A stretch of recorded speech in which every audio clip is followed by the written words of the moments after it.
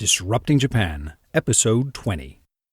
Welcome to Disrupting Japan, straight talk from Japan's most successful entrepreneurs. I'm Tim Romero, and thanks for listening. We are broadcasting today from the new Disrupting Japan studios at the foot of Tokyo Tower. In fact, if you look closely at our logo, you can almost see the building. Of course, the most interesting part of the show was recorded at the offices of Gengo, over a beer with co-founder and new CEO, Matt Romaine. Gengo is one of the world's largest crowdsourced translation platforms, and we talk a bit about his crazy journey building it and the changes that lay ahead for the translation markets.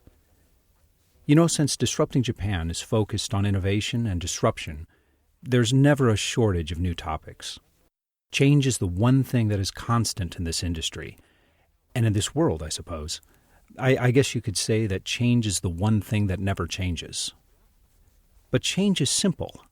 The world changes whether we want it to or not. Change is easy, but progress is hard. And what I found most interesting in this discussion is all the different ways in which Matt is focusing on progress in this time of corporate change. We talk about the recent change of CEO at Gengo, and how he's using this change to improve relationships among his staff, his customers, and his investors. And Matt explains not only the changes he had to make in his company to make this work, but also the changes he had to make in himself.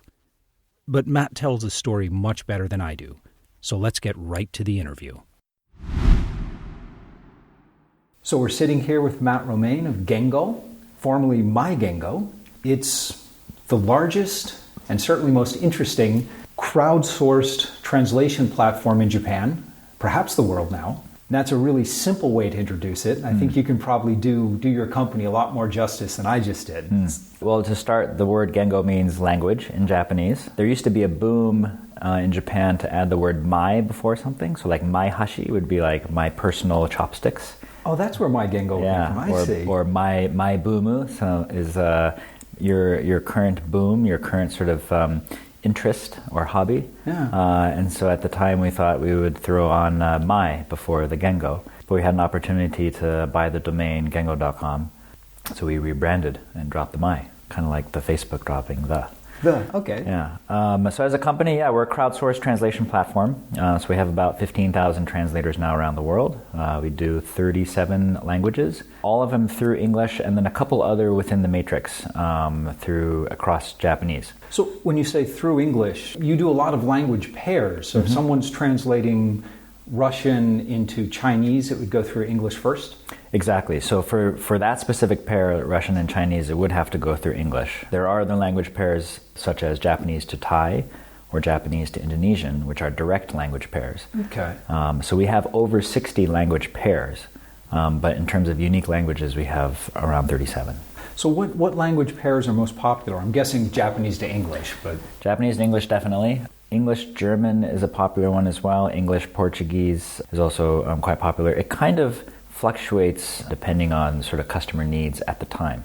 Oh, really? So it's quite fluid that way. Well, I guess that makes sense. Gengo is filling a very specific niche in the translation business. As I understand it, you guys aren't doing literary translations. You're a cut above the machine translation of something like Google. So what is kind of a typical... Who uses Gengo on the customer side? So one of the drivers for us launching actually was, so I used to work at Sony, and even though I was hired as an engineer, I would have more and more colleagues asking me to translate, their email correspondence with another colleague. That's a curse that falls on any bilingual employee in Japan. Yeah. You become the default translator. Exactly. Sort of in-house translator. You weren't hired for it, but then you end up doing a lot of that kind of work. And so I found myself doing quite a bit of that. And so when we launched, it was sort of to address the desire to want to read blogs and news. You don't need a professional translator with years of experience. So the goal is to give someone like the reliable basic understanding of what's being said. Basically, yeah. I mean, the content itself is not that complex. Because of platforms like Facebook and Twitter and e-commerce, those are the types of platforms that are generating the type of content that we feel Gengo translators are best suited for.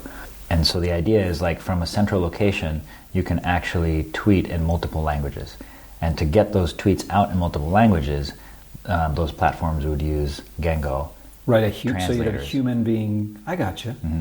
Well, that brings up something really interesting, because this is what struck me as how Gengo seems different from all of the other online translation agencies out there, and there are a lot of them. It seems to me that a lot of your growth is coming from your open API, your willingness to embrace connectivity to other people. Yeah, so in the very beginning when we launched, Gengo was just kind of like one of a couple web projects that we were building. Right. We didn't really set out to raise multiple rounds of funding and build the company that it is now. But after we launched, we noticed on customer usage. What were you trying to do at first? What was your vision like when you were first creating it? Our initial version was text area, copy and paste. We immediately calculate how many words or characters there are. It will give you a quote because it's a fixed price per character or per word. And you can decide on the spot if you want to pay. And if you do, then you use PayPal or PayPal credit card or something like that, right? So basically just rapidly accelerating the existing model. And cutting out a whole bunch of steps. Yeah. The other funny thing is a lot of these agencies, they won't do less than a page or they won't do less than $100. For example. Too expensive to send out the invoice otherwise. And so there were cases where, what is this tweet saying?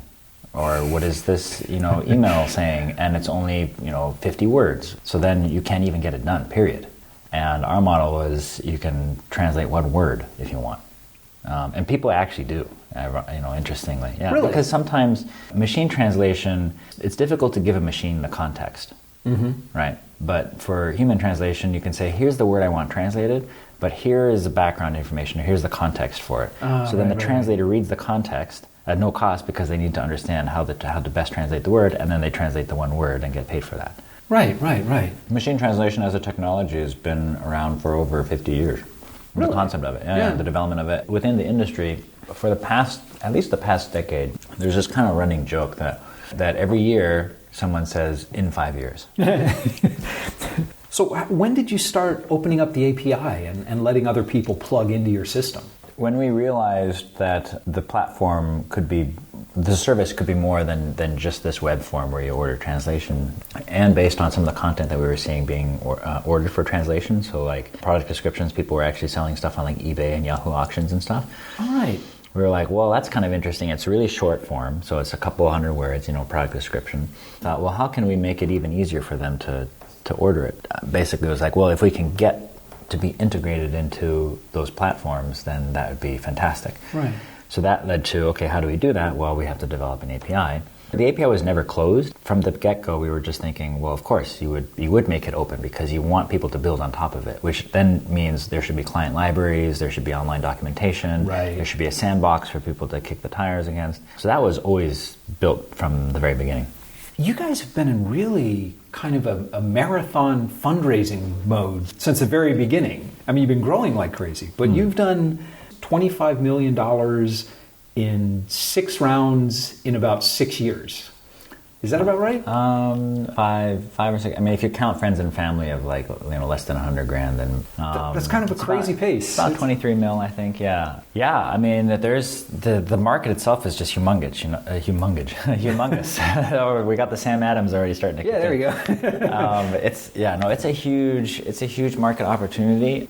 I guess what's kind of funny is, initially when we were trying to raise from angels in Japan, they were kind of hesitant. 2008, 9? 9, yeah. 2009, 2010. Tried to raise from local angels here. I found it quite challenging. Ended up going to the U.S. because of Dave McClure. So I had met Dave at a dinner about a year after I'd left Sony. We kept in touch. A couple years later, I have this Gengo idea going, and so pitched it to him. And he got really excited because he immediately saw the need for international and global support. This is right before he was setting up, or during setting up 500 Startups, actually. He gave us a bit of funding and said, come out to the U.S., I'll introduce you to a bunch of angel investors and VCs and see if you can raise a seed round. And that was sort of what kicked off the fundraising. Every investor that we have has either lived overseas it basically has lived overseas. Yeah, anyone that's lived overseas will immediately see the value of this.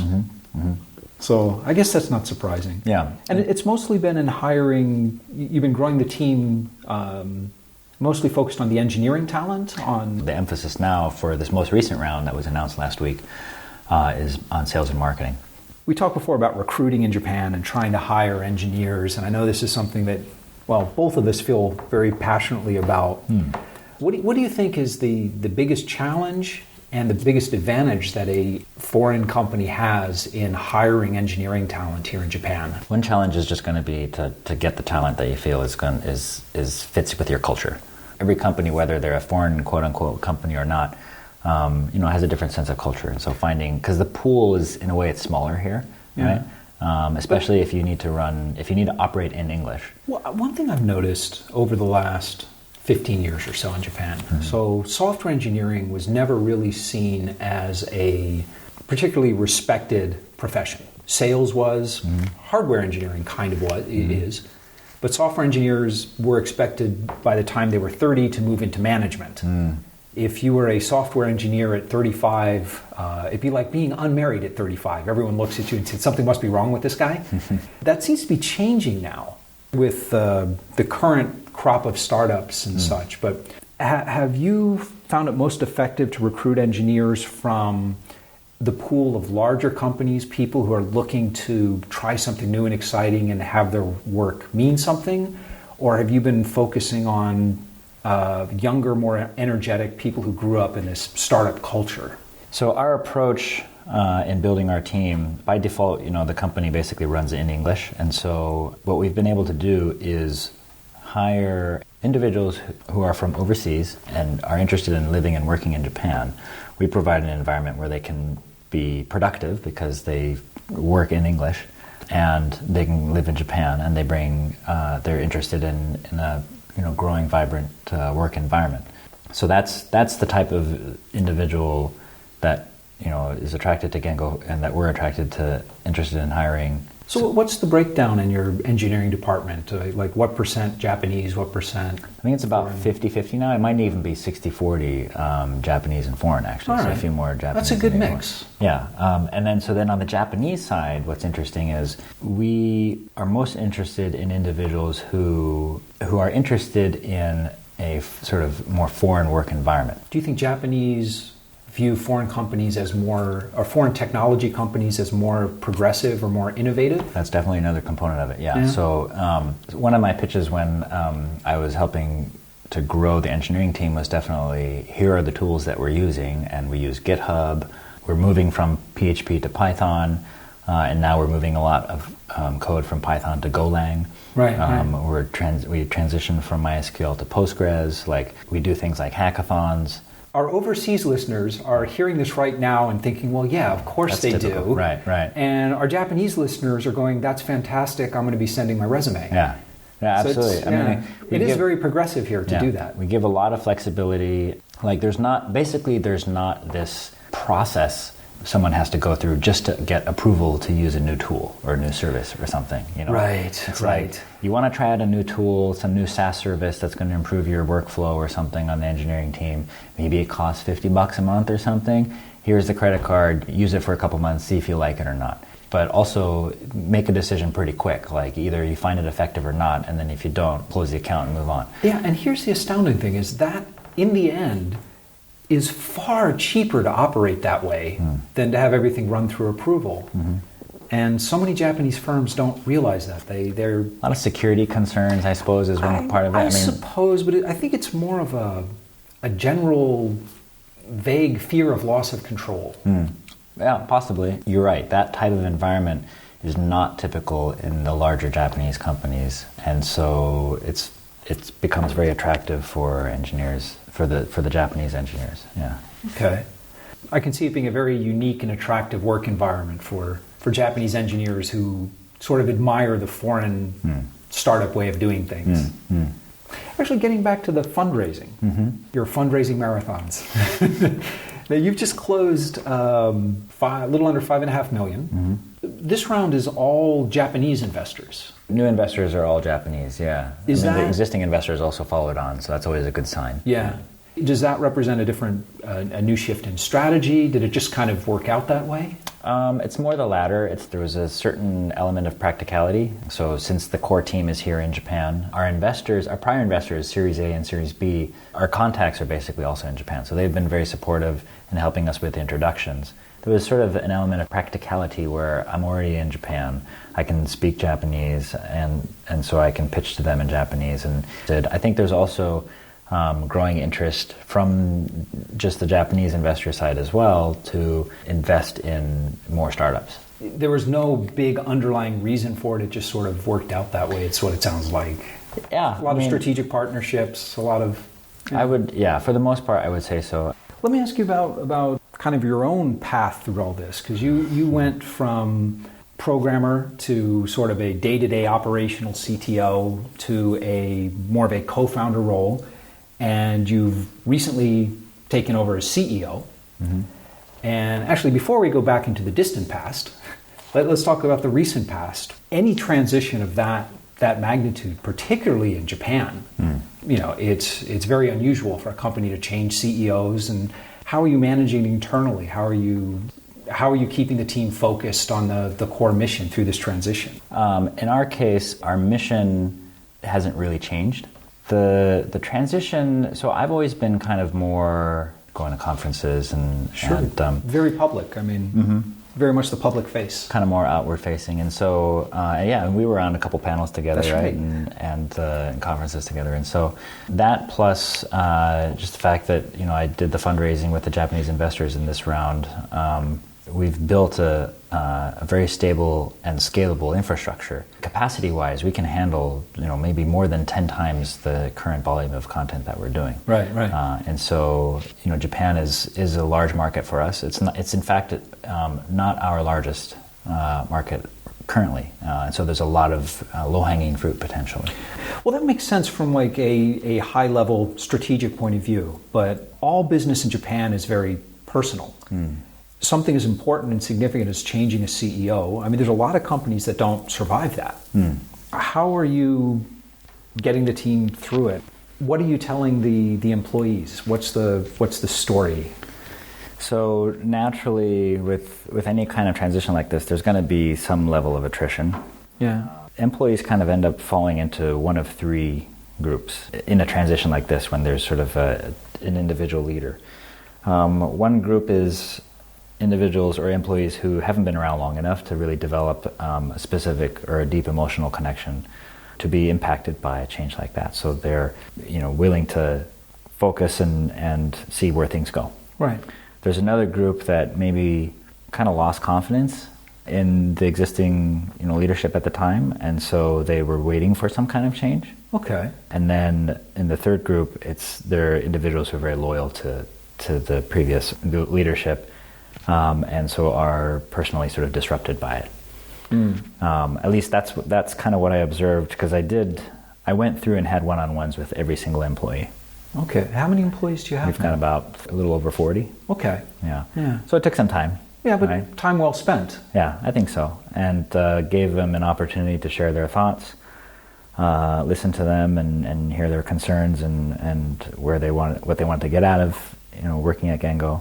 Out of those three groups, then obviously there's the group that's hoping to move on to some new opportunity or something like that, right? Right. For the other two groups, my focus has been to re-engage with them and get them engaged in Gengo's mission. One of the things that I've noticed over the past year leading up to this transition was that we haven't really been exposing sort of the Gengo internals to the outside world in terms of the relationships with the customers and the public as much. What do you mean? That feedback loop, bringing back impressions that customers have and that the public has on Gengo. As a Gengo employee, you might have sort of observed it peripherally, kind of like maybe you read it in a blog post or you read it in the news somewhere, but there weren't. It was kind of a tenuous type of observation. So most employees didn't really have a sense of what your customers thought of Gengo and thought of the product? Yeah, not just customers, but just the public, like high-profile individuals as well. Oh, okay. And what their impressions were and how they felt about Gengo. What are you changing to give your employees that insight on what the world thinks of Gengo? Sure. I've started this new thing called basically the guest speaker series, bringing in individuals who are high profile from outside and giving them an opportunity to share and present some topic of their choosing to the company. So as an example, we had John Britton from GitHub. All right. We're going to have Craig Maud come this Friday. And so he's the former UI UX designer for the Flipboard's iPhone app, right? And he's also an advisor for Smart News. So just kind of doing more of that, like the fact that Gengo is able to attract those types of high-profile individuals to come and visit the company and speak. I see. Is kind of a validation metric, I guess, if you will. I guess it makes sense because it not only validates the company that Gengo is a force in the world, but it also provides some really insightful ideas and can start some interesting conversations among the staff. So that makes sense. I mean, that's the hope, right? Also, up until the transition, the investors and the employees have been very sort of segregated. Most of the employees didn't know who any of the investors were. And so with this transition, what I've done is given opportunities for the investors to interact with the employees. Investors will give you the money, working capital or whatever, and then they also give you their time and their advice and their resources and their energy, right?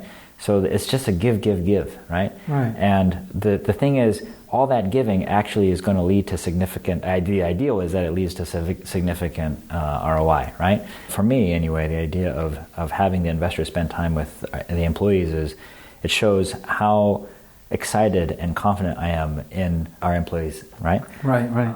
And I want the investors to see how awesome the employees are so that they're even more excited when they go out there and meet other people that Gengo is always top of mind. I mean, that part of the job of the investors is to be going out there and meeting all these other companies and all these other potential customers. And the more they're exposed to and thinking about Gengo, the more excited they get about it, which I think they will, the more they interact with I can see the increasing engagement on all sides. Is it working out that way? Are you seeing... Well, it's still early. It's only been a month. Oh, okay. Well, I'll check back in 6 months. Let me ask you about you. Because I know you've got to, as CEO, you've got to be kind of careful about what you say about the company. But you're free to talk about yourself. On that path from programmer to CTO to co-founder to CEO. I mean, that is a lot of changes in skill sets. But what did you have to change most about yourself in that journey? I guess thinking a lot more about my relationships with people and just in general. I used to have sort of blinders on, and I would just kind of like work on things that I maybe wanted to do and not really thinking about my relationships so much. So what kind of things? Just like getting back to people on email or as simple as that, exactly. As simple as being responsive and respectful, corresponding in a timely fashion, thinking about communication in sort of more of a multi-channel way, so not just email but occasionally calling or messaging, and wanting to meet in person, for example, right? Right. Different people absorb information and appreciate interaction through different mediums, and you have to learn to kind of adapt yourself to the various ways that people want to be interacted with. Exactly. So being perceptive to what is the best way that an individual absorbs information, and then trying to accommodate, their medium. Yeah, it's utterly foreign from someone who's strictly focused on the code, right? Staring at the screen the whole time. Yep. Do you ever miss being heads down in code? I do a little bit. I used to a lot in the very beginning. I do sometimes. Yeah. I used to a lot in the very beginning. It's been a while. Because I sometimes might give some feedback, I will usually get email updates. And then sometimes if I click on the link, it'll take me to like a GitHub, commit. And then I get to look at the code there, and then I'll be like, oh yeah, I know what that's doing. That's cool. So to that extent. Look, but don't touch. I can't deploy anymore. I used to be the one who could, but I think it's probably for the best for everyone. Yeah. We talked a lot about how useful it is that foreign engineering talent is coming through Japan and is attracted to a chance to work in a bicultural, bilingual environment. There are a lot of foreign entrepreneurs here in Tokyo now, and some are coming just for a couple of months to work somewhere and pass through. But a growing number seem to want to set down roots for a while, to grow something here. What advice would you have for foreigners who want to start a company here in Japan? As you and I know, living in Tokyo is super convenient, super safe, great lifestyle, right? That's why we're both life. still here. Yeah. I initially thought I was only going to be here for a couple of years. And now me it's too. been over a decade. 23 years ago. Yeah. I was coming here for a year or two, check things out. So I think in terms of quality of life and ability to maybe focus and get a MVP out or something, like it's a nice place. You know? Now, does it make sense to actually register a company and use this as a base? I kind of think it only makes sense if you have some kind of competitive advantage that's specific to Japan. Otherwise, it's just one hurdle over. There's already going to be so many risks and so many challenges when you're starting up a company. As much as possible, you want to reduce all the different unknowns, right? And so trying to operate in a foreign language in a foreign land is... Dealing with a foreign culture, there's just more unknowns, one after another. So make damn sure you've got a edge that requires you to be here in Japan. Yeah. So there are a couple foreigners here who obviously have a competitive edge because of the time that they've spent here and their ability to function in a Japanese work environment. For them, those issues they're not risks, they're not hurdles, right? Yeah. It's just and of course, the business model itself needs to make sense, culturally within Japan itself. But. All right. Japanese startup founders on average are not nearly as experienced as their peers in the States or in Europe. Like you say, most are still on their first startup. Do you think there's anything that the Japanese startup founders are doing better or more effectively than the rest of the world? Looking at it between founders from different geographies is not the way I would look at it. I would look at it more as the founders versus the investors. All right. So the information flow and education of the founders across different geographies is actually moving a lot faster than among the investors. So the founders, whether it's your fifth startup or if it's your first startup, the delta in information is much smaller. That's really interesting. I'd never thought of that. And so the founders are a lot more educated. Well, not just in Japan, just like anywhere around the world, a founder knows, okay, if I'm going to raise capital, what do I need to learn? You go onto some resource like, Hacker News or something, you just search, and then you find out, okay, I've got to think about liquidity preferences, I got to think about, different, funding stages. They all kind of know about that, I never thought of that, but I think you're dead on. I think that the Japanese entrepreneurs are learning much, much faster than the Japanese venture capitalists. So then there's a delta between the investors and first-time investors, around the world, and those in the Bay Area. Right. That delta is much bigger, I think. What's happening in a way is if you have a two-time entrepreneur in Asia or anywhere outside the Bay Area, they might interact with an investor who is maybe not as in tune or as experienced, right? Right. The founder would just as easily just go, well, okay, I can get the terms that I want if I go, in this other direction, this quote-unquote other direction being head west. Right. Well, why do you think that is? Do you think it's that kind of hierarchical nature of Japan where the VCs they don't want to ask for help or admit they need to learn something, whereas the founders are starting from zero and are willing to ask for help? Why do you think that delta is so different? Part of it might just be legally. So, for example, convertible notes, right? Something that was pretty popular a couple years ago in the Bay Area. Completely unheard of, when we initially started doing that in Japan. It had to be explained in the news, like what exactly is a convertible note that really? Gengo is raising on, kind of thing. Yeah. And that wasn't that long ago. When was that? 5-6 years ago. Okay. Yeah, our first one when we raised. Part of it might just be sort of knowledge base locally around certain terms and practices when it comes to financing. Right. Part of it may be there's an inherent aspect of entrepreneurship that is this desire to want to learn and explore. Yeah. Right? Right. You don't want to get too creative with financing or you might find yourself in jail. And so you got to, you work with sort of what you know and you don't really try and come up with a new way of doing something unless it's presented to you from an entrepreneur maybe who comes along and says, here's a term sheet that I got from this other party, and it's got all this new way of these new mechanics around something, and they go, I've never seen this before. And then there's a natural cultural sort of risk aversion of, well, I've never seen it before, and therefore Don't want to try it. I don't want to try it, right? Yeah. Which is the complete antithesis of entrepreneurship. Yeah. Listen, let me ask you, is there anything that you want to talk about? Anything you want to tell our listeners before we wrap up? I would say maybe about a year ago, I was kind of pessimistic just about Southeast Asia in general, in terms of just like investment opportunities and stuff. But I think I'm getting more and more excited about it and the opportunities, but from an entrepreneurship perspective. So there's a lot of interesting opportunities, services to build, companies to build. What changed? I think part of it is access to infrastructure and talent.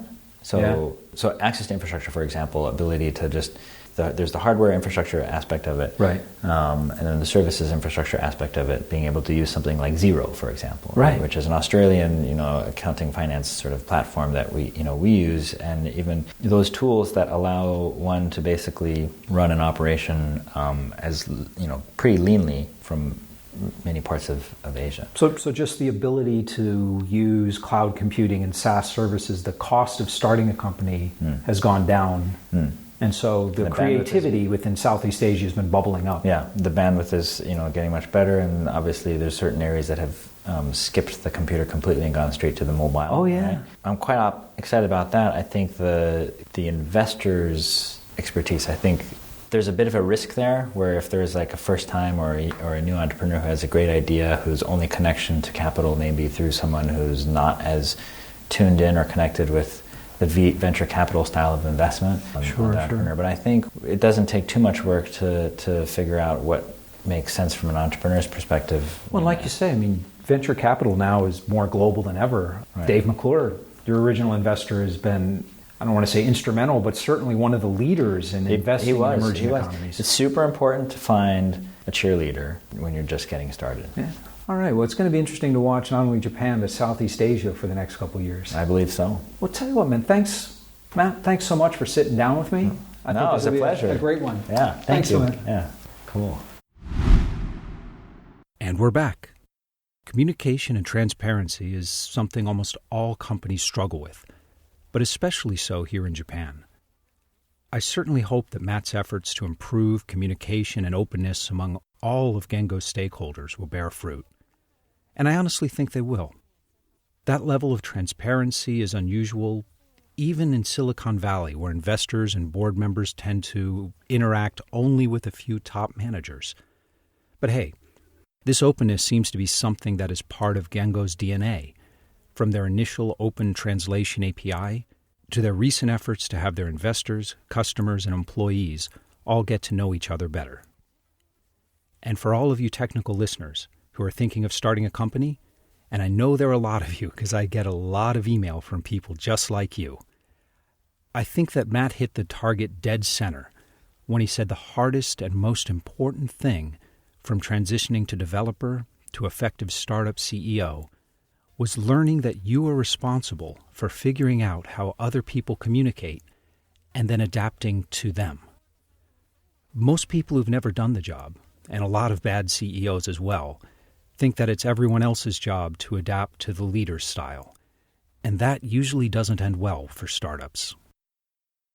Now, if you've got an experience with crowdsourced translation that you want to share, or you want to know more about Gengo, drop by disruptingjapan.com/show020 and leave a comment and let us know what you think.